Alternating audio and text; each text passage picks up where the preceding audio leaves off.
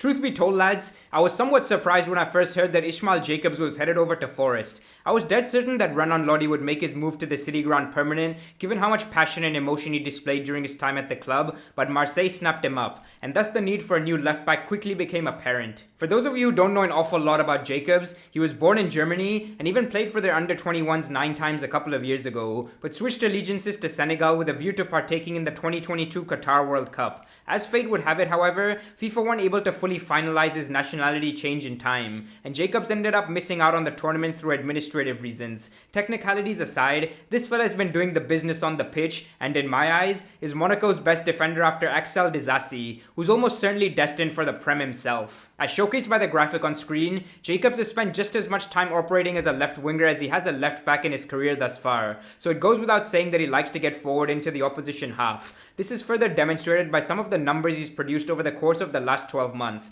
which suggests that there's not many better than him at making a difference in the final third. Defensively, his standout qualities is brilliance in the air, which is the best for a player in his position across Europe's top 5 leagues, but aside from that, there's not much to write home about in all honesty. His tackling in particular, or lack thereof it, is something he'll have to improve quickly if he is to become a success in English football, because as much as Cooper will give him the license to burst forward, he can't completely abandon doing the dirty work either. Thankfully though, the kid has pace to burn, and has even earned comparisons to Patrice Evra, another footballer of Senegalese descent who represented Monaco with distinction on the left flank, and if he can go on to become even half as good as the Frenchman, Forest will have a heck of a player on their hands. During his time at Cologne, Jakobs was nominated for the Bundesliga's Young Player of the Year award in 2020, eventually losing out to Bayern's Canadian superstar Alphonso Davies, and even won the Euro Under-21s championship with Germany in 2021. So clearly, he's always had something about him. One thing to note, however, is that Monaco manager Philippe Clement dropped and fined Jakobs for an undisclosed reason a few months ago.